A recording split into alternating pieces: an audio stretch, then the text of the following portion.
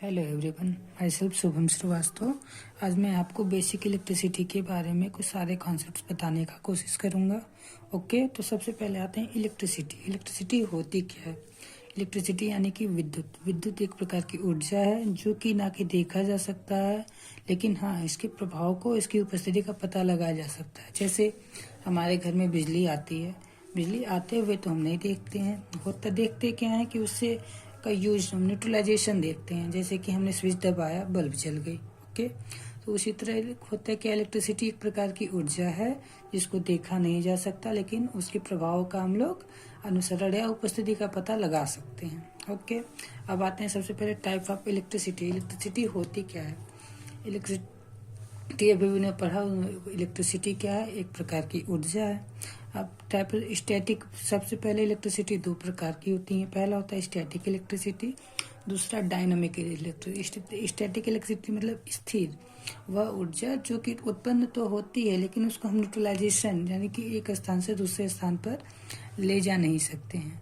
ठीक है, तो ये मैक्सिमम घर्षण के कारण उत्पन्न होता है। जैसे हम अपने बालों से किसी कांच की छड़ को रगड़कर छोटे छोटे कागज के टुकड़ों के पास ले जाते हैं, तो क्या होता है, कागज के छोटे टुकड़े हमारे छड़ की ओर आकर्षित होते हैं।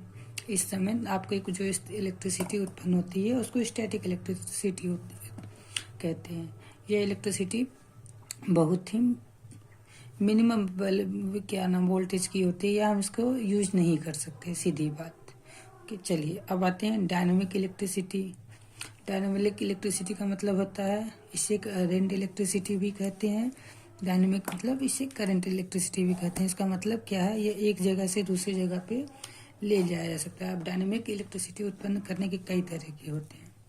पहला मैग्नेटिक इफेक्ट, जैसे हमारे जितने भी इलेक्ट्रिकल जहाँ से भी हम लोग घर आता है सप्लाई, एसी और डीसी जनरेटर के माध्यम से आता है। एसी जनरेटर को हम अल्टरनेटर भी बोलते हैं, ठीक। और डीसी जनरेटर वगैरह आप जनरली कहीं भी देखे ही होंगे। चलिए आगे आते हैं केमिकल इफेक्ट। केमिकल इफेक्ट पे क्या काम करता है? जैसे सेल हो गए, बैटरी हो गए। सेल और बैटरी आपको प्योर डीसी देते हैं और ये बहुत कम ही वोल्टेज देते हैं। 1 से लगभग 2 वोल्ट के आसपास का वोल्टेज हमको प्रदान करता है। ठीक है, हीटिंग एलिमेंट, हमने अब थर्मोकपल का नाम सुना होगा। इसमें दो डिफरेंस टाइप्स के रॉड रखते हैं, उनको आपस में कनेक्ट करके दोनों तरफ से हीट देते हैं, तो दोनों को टेम्परेचर में जो डिफरेंस आता है वहाँ पे थर्मल इलेक्ट्रिसिटी का यूज होता है। इसका यूज ना के बराबर करते हैं, नो यूज। अब आते हैं लाइटिंग इफेक्ट पे। लाइटिंग इफेक्ट में जैसे सोलर सेल वगैरह आप लोगों ने कई जगह देखा होगा।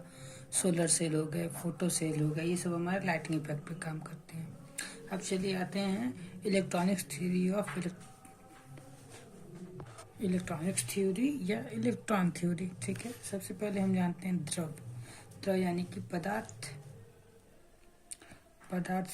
हमारे ब्रह्मांड में जितने सारी भी चीजें उपस्थित होती हैं उन्हें हम पदार्थ कहते हैं, द्रव कहते हैं। पदार्थ मूलतः 3 पार्ट्स होते हैं। पहला तो होता है ठोस, दूसरा होता है द्रव, तीसरा गैस। अब ये ठोस जो होते हैं उसमें भी फिर उसके अंदर आएंगे, ठोस के छोटे कण को बोलते हैं अणु के। अब अणु आगे चल के फिर 3 पार्ट में टूटते हैं, इलेक्ट्रॉन्स, प्रोटॉन्स और न्यूट्रॉन्स में। फिर देखिए इलेक्ट्रॉन्स पे जो होता है निगेटिव चार्ज होता है,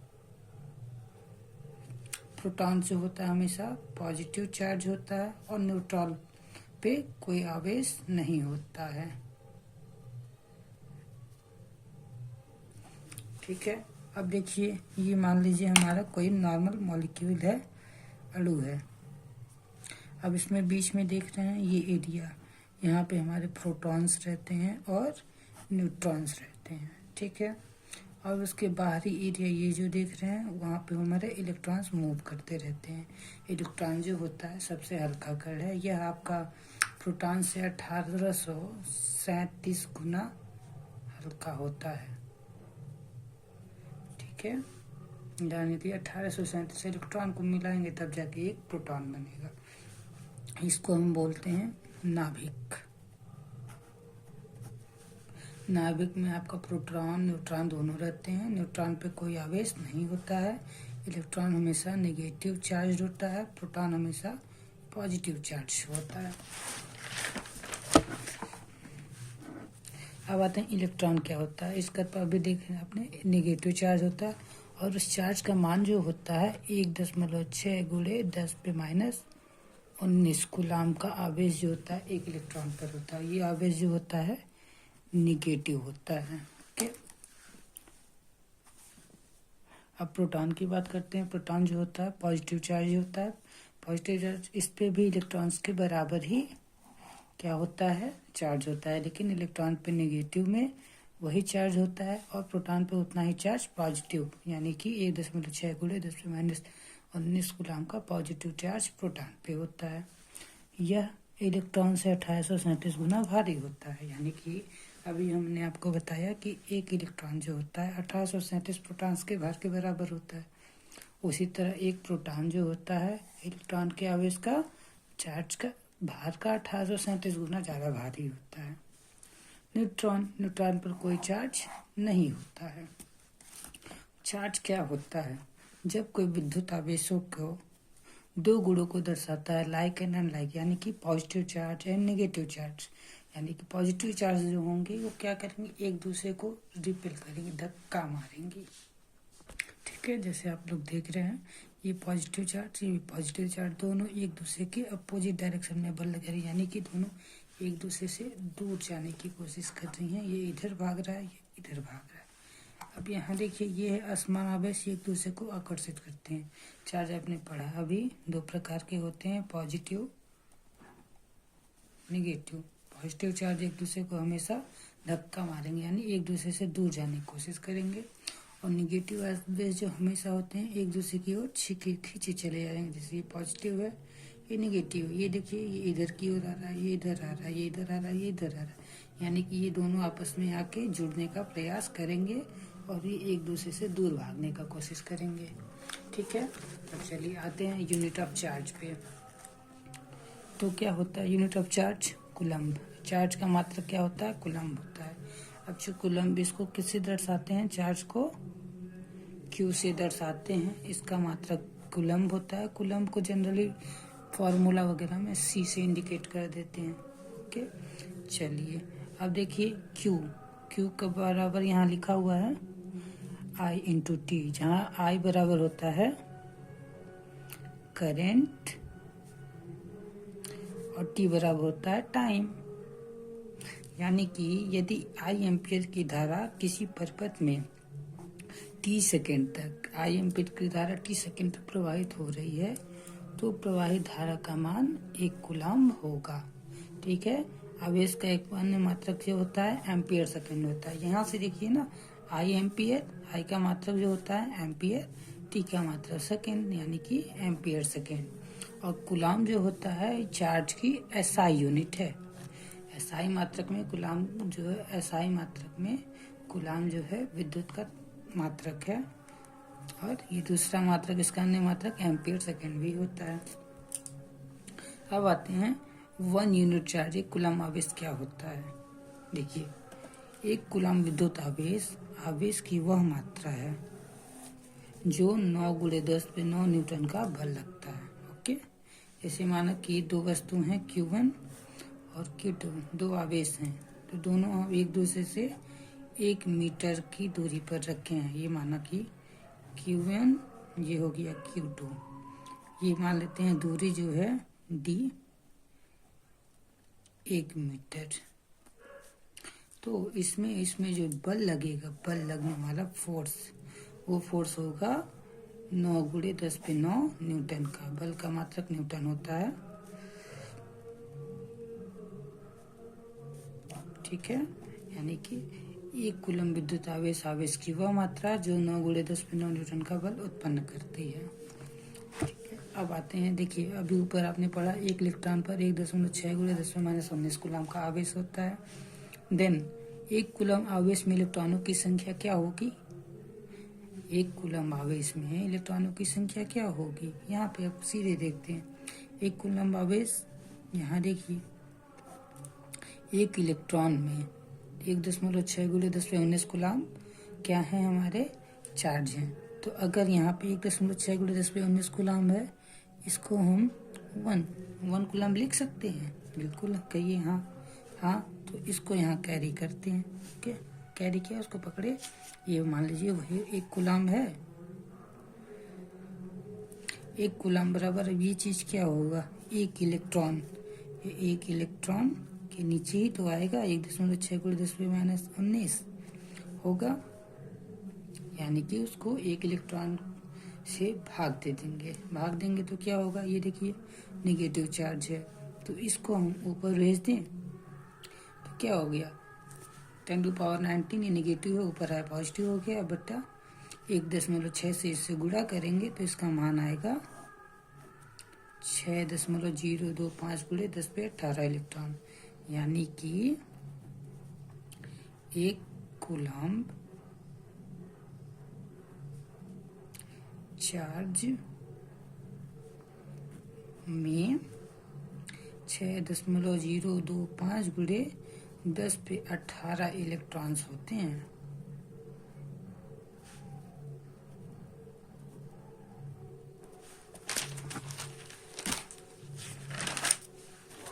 अब देखिए होता क्या, flow of electron and electric current. ठीक है, ये देखिए किसी बंद परिपथ में इलेक्ट्रॉन लो पोटेंशियल से हाई पोटेंशियल की तरफ तथा करंट हाई पोटेंशियल से लो पोटेंशियल की तरफ फ्लो करता है।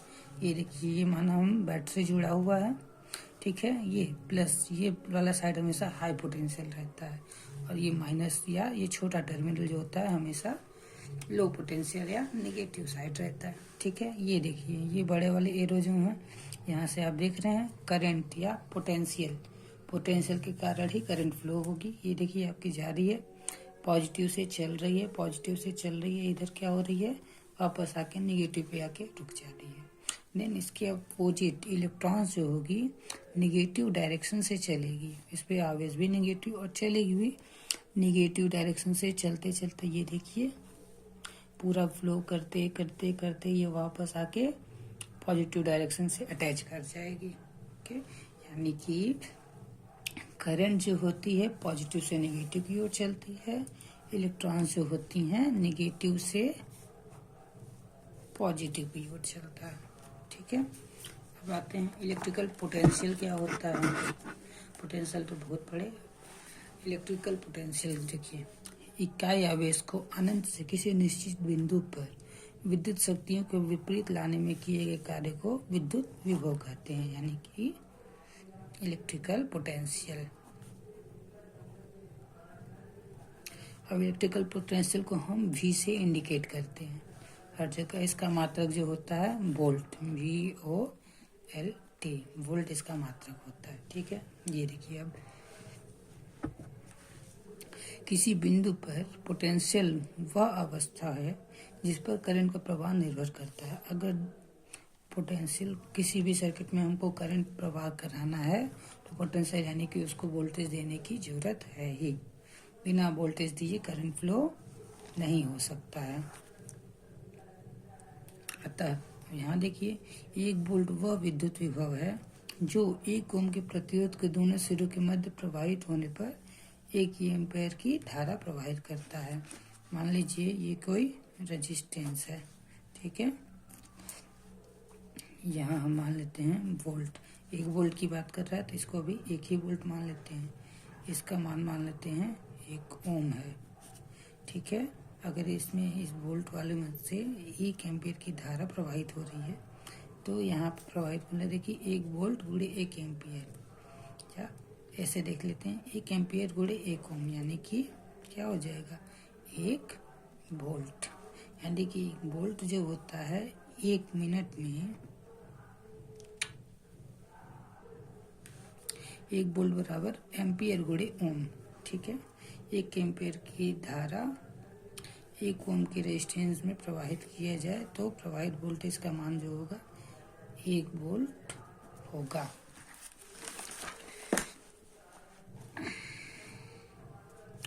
Concept of electron flow. ठीक है, यदि मान लिया जाए n बराबर कंडक्टर में प्रवाहित हुए इलेक्ट्रॉन्स की संख्या प्रति घन क्यूब में, यानी कि ये हमारा 3D इमेज दिख रहा है, ऐसे एरिया में हमको जितने इलेक्ट्रॉन प्रवाहित हो जा रहे हैं उनको मान लेते हैं उनकी संख्या n है। E ई मतलब इलेक्ट्रॉन का आवेश क्या होता है, अभी लिखा आपने 1.6 गुणे 10⁻⁹ कूलम। ठीक है। ए चालक के अनुप्रस्थ काट का क्षेत्रफल, यानी कि कोई चालक है, ये वाली साइड बस लेते हैं, यानी कि लेंथ इनटू ब्रेथ, इस काट का क्षेत्रफल हो गया। वी विस्थापन वेग, यानी कि किस वेग से इलेक्ट्रॉन जो है प्रवाहित कर रही है, चलने की दूर वेग, जिस स्पीड से चल रही है। ठीक, इसको स्पीड भी मान सकते हैं। चलिए, यदि चालक में टी सेकंड में क्यू कूलम का चार्ज फ्लो हो, तब क्यू बराबर क्या होगा, NeAVT। ओके, क्यू बराबर NeAVT, जहाँ क्यू क्या है, चार्ज। ठीक है। एन क्या है, अभी पढ़ा, कंडक्टर में प्रवाहित फ्री इलेक्ट्रॉन्स की संख्या। ई क्या है, एक इलेक्ट्रॉन का आवेश। ए क्या है, क्रॉस सेक्शन एरिया। बी क्या है, वेलोसिटी, ड्रिफ्ट वेलोसिटी। टी क्या है, टी मतलब टाइम, टाइम का मात्रक सेकेंड में। ठीक है। एन का मात्रक मीटर क्यूब। ई का मात्रक क्या होगा, कूलम, सॉरी, फिर ए का मात्रक क्या होगा, मीटर स्क्वायर। वी का मात्रक ड्रिफ्ट वेलोसिटी है, वे का भी इसको छोड़ दो। ओके, अब ये देखिए टी है, इसको इधर भेजेंगे तो क्यू बाई टी ये हो गया, और एन ई ये भी क्यू बाई टी, हम लोग जानते हैं क्यू बराबर होता है आई इंटू टी, यानी कि आवेश बराबर करंट गुणे समय। यानी कितने, यदि 1 एम्पियर की धारा 30 सेकंड तक प्रवाहित हो रही है, तो प्रवाहित धारा का मान क्या होगा, 1 कूलम्ब होगा। प्रवाहित आवाज का मान 1 कूलम्ब होगा, या क्यू कूलम्ब होगा। चलिए, Q बराबर आई टी। अब यहाँ से हमको I का मान निकालना है ना। I बराबर क्या हो जाएगा, Q, और ये T ट्रांसफर करके नीचे आ जाएगा, यानी कि Q बाई टी बराबर NeAV। इसका मात्रक क्या हो जाएगा, कूलम प्रति, T का मात्रक सेकेंड, कूलम प्रति सेकेंड। यहाँ को I ही इसको हम लिख सकते हैं, I का मात्रक एम्पियर, यानी कि 1 एम्पियर बराबर 1 कूलम प्रति सेकेंड होता है, यानी कि ये और ये दोनों इक्वल मात्रक से। अब देखिए करंट डेंसिटी क्या होता है, इकाई क्षेत्रफल में। ओके, कितने, इकाई क्षेत्रफल में, यानी कि ये मान लीजिए ये भी एक, ये भी एक, इसमें प्रवाहित होने वाली करंट की मात्रा करंट डेंसिटी कहलाती है। इसको हम किससे इंडिकेट करते हैं, इसको हम जे से प्रदर्शित करते हैं। ये करंट की मात्रा ये हो गया, इकाई क्षेत्रफल ए हो गया। ठीक है, इकाई क्षेत्रफल में प्रवाहित होने वाली करंट की मात्रा को हम करंट डेंसिटी कहते हैं। ठीक है, जे बराबर आई बाई ए। अब देखिए आई का मान हम यहाँ निकाले हैं, एन ये भी, ये इस ए से ये कैंसिल हो गया। अब देखिए जे बराबर क्या आएगा, NeAV, यानी कि जे का मात्रक क्या हो जाएगा, आई का मात्रक एम्पियर, ए का मात्रक मीटर स्क्वायर। ये देखिए यहाँ पे भी लिखा है, ए का मात्रक मीटर स्क्वायर।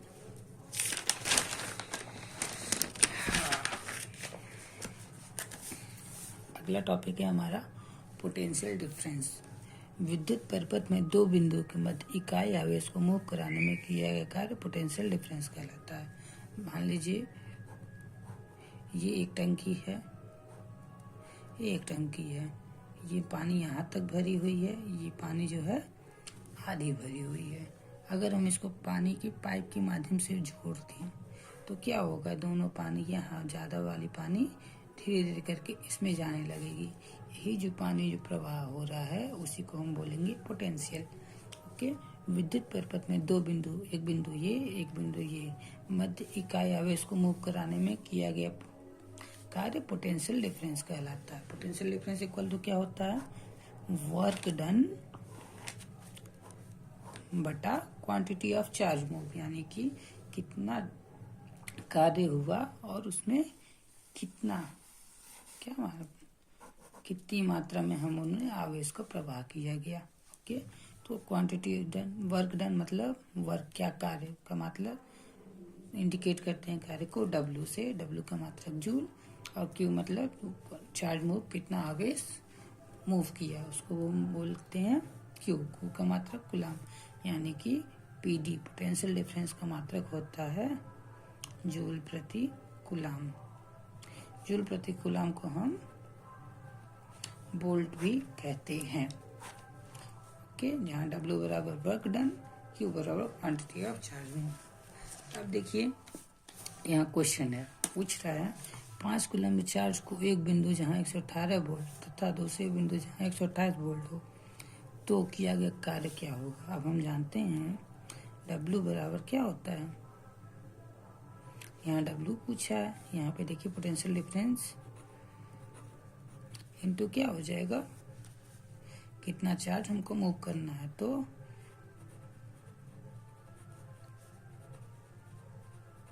ठीक है, अब सबसे पहले पोटेंशियल डिफरेंस हमको दिखाना है, यानी कि इस बिंदु मान लीजिए यहाँ 15 लीटर पानी था, यहाँ 10 लीटर पानी था, तो कितना पोटेंशियल मूव करेगा, यानी कि 5 लीटर ही पानी तो यहाँ मूव करेगा। उसी तरह ज़्यादा वाला पॉइंट ये है 128 वोल्ट, कम ये है, यानी कि पोटेंशियल डिफरेंस इसका क्या होगा। तो मैं V1 इसको मान लेते हैं, इसको V2 मान लेते हैं,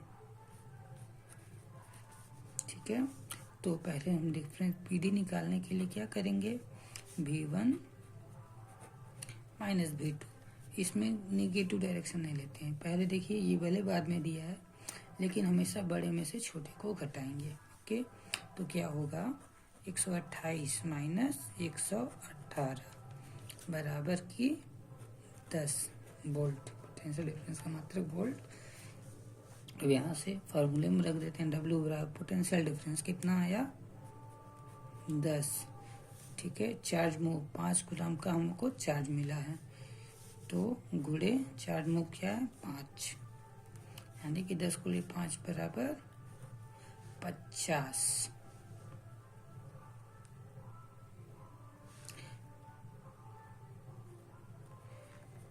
जूल अतः इस कार्य को करने में 50 जूल का कार्य यहाँ पे हमारा हो रहा है।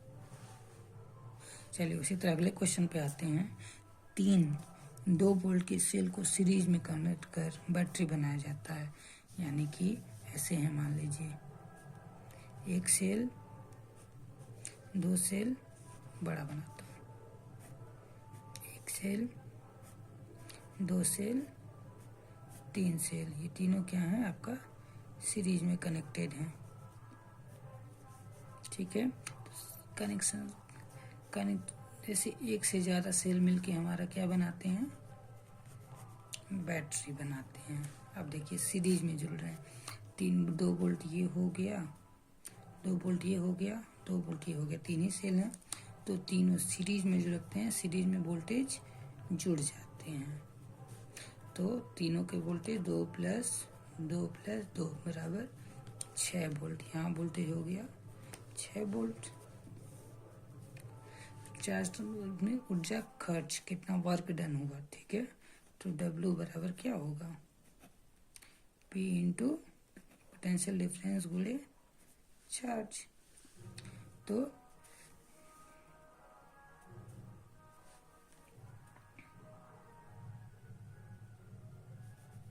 एक कूलम का आवेश Q बराबर क्या दिया है, 1 कूलम दिया है, यानी कि PD का मान हमको मिला 6 वोल्ट गुणे चार्ज का मान मिला 1, यानी कि 6 जूल का कार्य होगा या 6 जूल की ऊर्जा खर्च होगी। अब सबसे एक फॉर्मूला था, किसी ऊर्जा स्रोत के द्वारा EMF इलेक्ट्रोमोटिव फोर्सेस को बोलते हैं। इसके भी मात्रक जो होती है वोल्ट होती है। देखिए किसी ऊर्जा सोर्स के द्वारा प्रति कूलम्ब चार्ज, यानी कि प्रति इकाई कूलम्ब में चार्ज को प्रदान की गई ऊर्जा विद्युत वाहक बल कहलाती है। इसको EMF इलेक्ट्रोमोटिव फोर्स इंग्लिश में शॉर्टकट में मैक्सिमम EMF बोलते हैं। और यह वह बल है जो इलेक्ट्रॉन को गति प्रदान करती है, ठीक। अगर हम एक बैटरी लेते हैं, यहाँ से देखिए, यहाँ से मानते हैं वोल्ट बैटरी के टर्मिनल से जो वोल्टेज निकल रही या बैटरी में जितना वोल्टेज बन रही है उस जनरेटिंग वोल्टेज को हम EMF बोलेंगे। और ये देखिए यहाँ कंडक्टर्स होंगे, वायर्स होंगे, उसमें कुछ लॉस हो जाता है। तो ये सारे वोल्टेज यहाँ ना मिलके, या बैटरी का कुछ इंटरनल रेजिस्टेंस भी होता है, तो उसके वजह से कुछ वोल्टेज ड्रॉप हो जाएगा। उसके बाद यहाँ पे जो हम लोग को टर्मिनल पे वोल्टेज मिलेंगे उसे हम पीडी पोटेंशियल डिफरेंस बोलेंगे। ठीक है, ये हमारा लैंप है, ये और ये टर्मिनल वोल्टेज। ठीक है, अगर ये और ये दोनों पॉइंट अगर वोल्टेज इक्वल हो गए, बाई चांस अगर ये इक्वल नहीं होते हैं, अगर इक्वल हो गए तो इसके बीच पोटेंशियल का ट्रांसफर बंद हो जाएगा। जैसे कि टंकी वाला एग्जांपल लीजिए, अगर ये पानी बराबर हो गए तो ना पानी इधर से इधर जाएगा, ना ही इधर से इधर आएगा। वही स्थिति इसमें भी होगा, यानी कि उसमें वोल्टेज का ट्रांसफर नहीं होगा, यानी कि वोल्टेज नहीं जाएगा, यानी कि इलेक्ट्रॉन्स भी फ्लो नहीं करेंगे। ठीक, आज के लिए बस इतना ही। अगर अच्छा लगे तो हमारे चैनल को सब्सक्राइब करें, लाइक करें, और अच्छा लगे तो शेयर भी कीजिए।